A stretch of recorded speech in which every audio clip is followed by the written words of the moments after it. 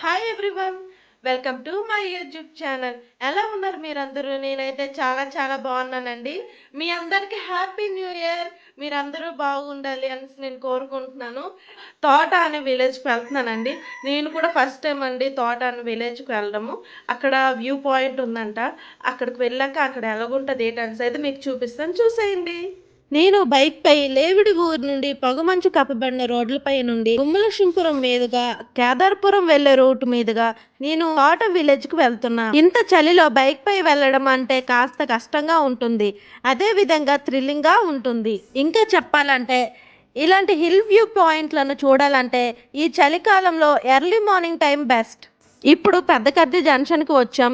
ఇక్కడ నుంచి left turn తీసుకొని పెద్దకర్జ విలేజ్ మీదుగా వస్తుంటే ఈ ఊరు ఎంట్రన్స్‌లో ఉన్న చెరువులో చేపలు పడుతుండడం చూసి ఇక్కడ ఆగి ఎలా చేపలు పడుతున్నారో చూస్తుంటే చాలా బావుంది.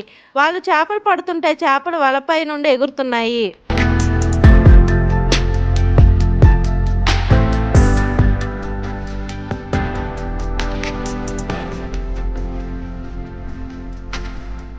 పెదకజ్జ విలేజ్ దాటిన తర్వాత కొండపైకి వేసిన ఈ రోడ్డు మీదుగా వెళ్తుంటే ఇప్పటి వరకు చేసిన బైక్ జర్నీ ఒక ఎత్తు, ఇక్కడ నుండి చేసిన జర్నీ ఒక ఎత్తు అనిపిస్తుంది. ఈ రోడ్లు వంకర్లు, లెఫ్ట్ సైడ్ లోయ, రైట్ సైడ్ కొండ, ఇంకా కొండపైకి వెళ్తున్నాంగా ఈ అప్పు, ఇవన్నీ చూస్తుంటే కాస్త భయంగా ఉంది. ఇలాంటి జర్నీ నా లైఫ్లో ఫస్ట్ టైం చేస్తున్నా.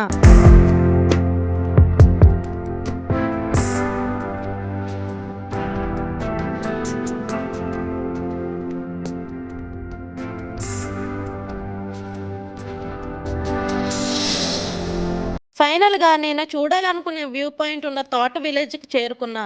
ఈ విలేజ్‌కి వచ్చాక హమ్మయ్య! వచ్చేసా అనిపించింది. అవును, ఇదే తోట విలేజ్. ఈ కొండ చివర ఉన్న ఈ విలేజ్‌ని చూడాలంటే హ్యాపీగా ఉంది. ఈ విలేజ్‌లో ఎక్కువ జనాభా లేరు. ఎక్కువ ఇల్లు కూడా లేవు. ప్రశాంతంగా ఉంది. ఇంత కష్టమైన ఈ జర్నీ చేసింది ఈ విలేజ్‌లో ఉన్న వ్యూ పాయింట్ చూడ్డానికి.